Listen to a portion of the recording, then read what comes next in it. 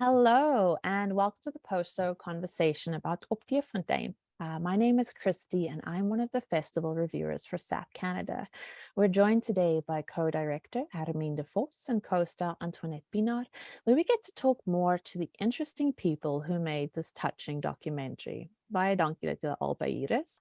Just a heads up, today we're going to be switching between English and Afrikaans potentially, and we will be starting with Antoinette first. We will be chatting with Hermien afterwards.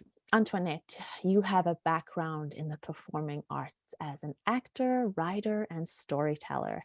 I also work in this world here in Canada, so I was fascinated by your transition to become the Griquas apprentice.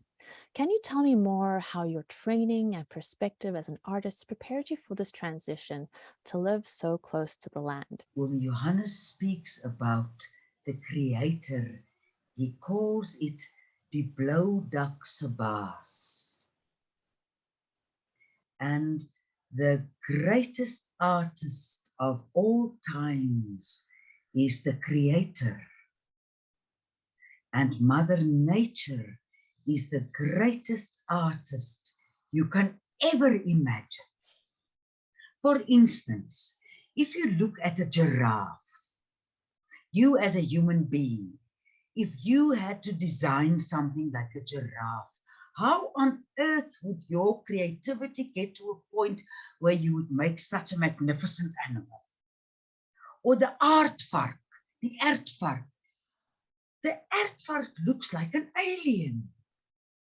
No human being with human intelligence and human creativity would be ever able to imagine something like an aardvark, coming from the stage, dealing in telling stories and singing and writing stories. And writing stories has always been a way of explaining myself to myself, telling the stories about the landscape, explaining the beauty of the landscape to people in cities who are confined to parks and wegbreken. What is a wegbreak in English? You put your suitcases in a car and you drive 300 kilometers to go to a place where you can find quiet. The greatest magic I've ever experienced has happened in the silence after a word. And when I started learning with Johannes, my master, he said to me, can you hear the mountain? Can you hear the heartbeat of the earth? So I had to open my inner landscape completely and surrender to Mother Nature, the greatest artist of all. There's a moment at the beginning of the film where you say, I think it's the landscape, the vastness that makes the storyteller so fine-tuned, because you have to be fine-tuned to love the Karoo. Because when people who drive from Gauteng to the Cape say, look, it's dull here, there's nothing. But if you take a deeper look into the Karoo, you will see the paradise. Have you always seen the paradise? Or was there a revelation one day? Often we meet people that we think are so dull. And you look at them and you think, oh, there's no color in your life. But when you take time and give your ears to that person and listen to their story, they transform themselves into a landscape of beauty. And the Karoo is like that. So if you stop next to the road in the Karoo and let your eyes go towards the horizon, you get so much more than a cup of tea. And if you look carefully, as you look at the seemingly dull person you meet in the shop where you buy your bread, if you take your time to look carefully and in wonderment, the Karoo will reveal herself to you. In the film, there's a 4 to 5 year time frame where you speak about experiencing this deep silence and how difficult that time was for you. Can you tell us more about that time and how it changed you? How did you start to grow spiritually with this journey? And tell us what you've undergone as the apprentice. A wise man said, I'm sure people who will listen to this will know who this wise man is. The two greatest warriors are time and patience. The only way to deal with that rock in your path that is maybe 2 kilometers high and 5 kilometers wide is through it. Mother Nature teach you about patience. You can't hurry the rain. You can't hurry the sun. And by being patient,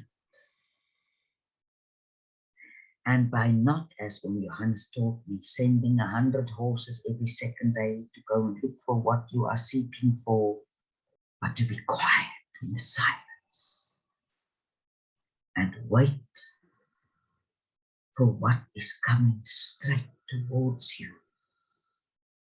At the time when time is right and you are ripe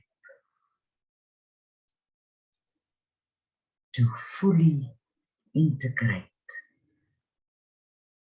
the great metamorphosis that comes through going through a rock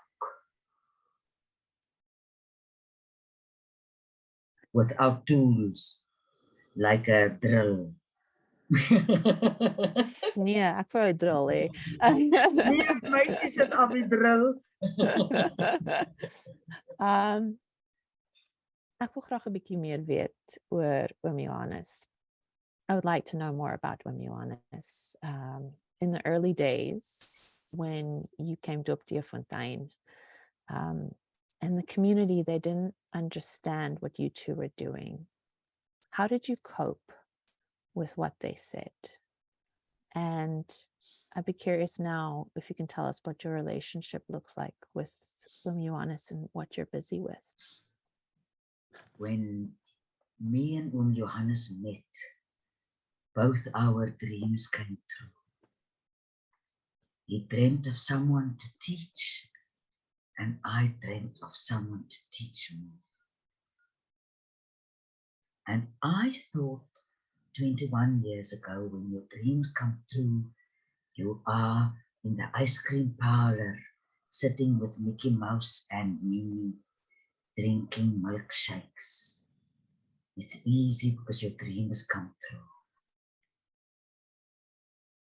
But I soon realized one pays a price when your dreams come true, when your dream comes true, and you pay a price when your dream doesn't come true. And both me and oom Johannes paid a price when both our dreams came true. The colored community was angry with oom Johannes for teaching a white woman. The white people were angry with me for staying alone on a farm with a Griekwa man. And when people would say this, me and oom Johannes would look at one another and he would say to me, "Oh, is juffrou 'n wit vrou?" And I would giggle and say, "Oh, is oom 'n Griekwa?" Because we didn't realize that when oom Johannes in Afrikaans, Karoo Afrikaans, there's a beautiful word saying gee loud. I think it has something to do with the English word allowed. Toe hy my loud gegee het om by hom te kom leer. He paid a price and I paid a price. But what we received and what we receiving is priceless. Is there anything that you would wish to share with the Canadian audience? Go into Mother Nature. Receive her embrace. Feel, I know you have little sun, but feel the little sun on your scalp. Feel it on your shoulders. Go into the forests you have and do what the Japanese people do when they say they do forest bathing. And read about, and not only read, just go into it and know that plants are talking to one another through the roots. They are singing in their roots to one another messages. And the fungi are the trumpets. They're the Chet Bakers of Mother Nature. They trumpet into Mother Nature what is happening. So whatever you need is in Mother Nature. There's something that is very South African in this film, and that is a moment where Johannes, he describes how he overhears the baboons having a conversation, and he translates the entire conversation to Antoinette. And it's one of the moments where I actually really truly missed South Africa, its mystery and its harsh, beautiful landscape. I would love to know, were there any moments that you really loved that didn't make it into the film just because of time constraints? The moment that when Johannes told me about the morning star was magical. I think it was the first morning and I didn't know them well.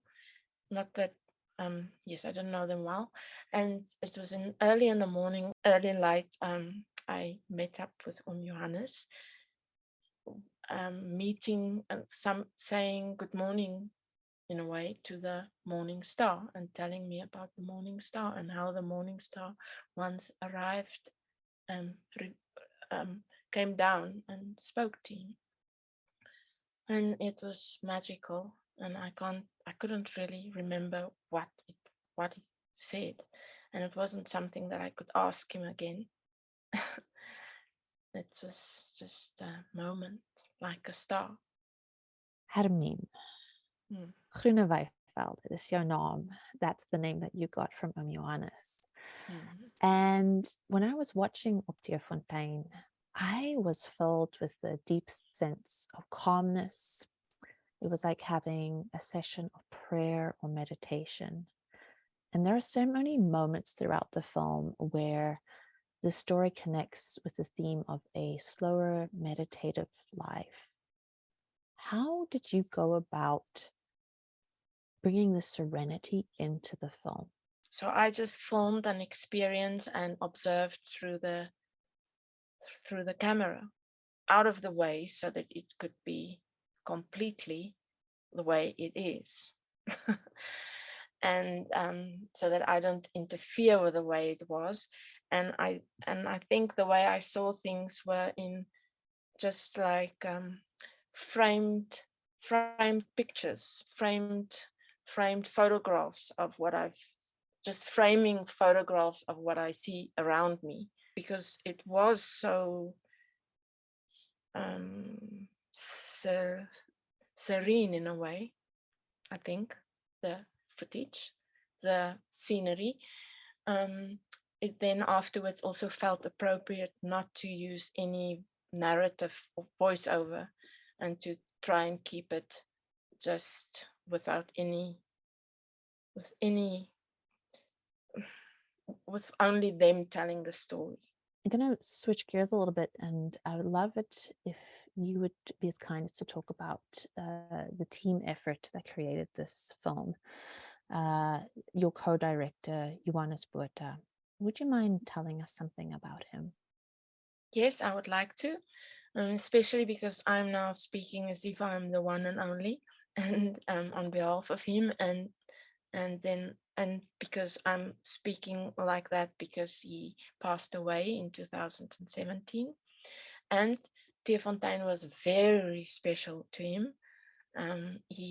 He was known for working as a presenter and a producer, and for radio and TV and environmental issues, and towards the end more underground, horrible, more not nice stories.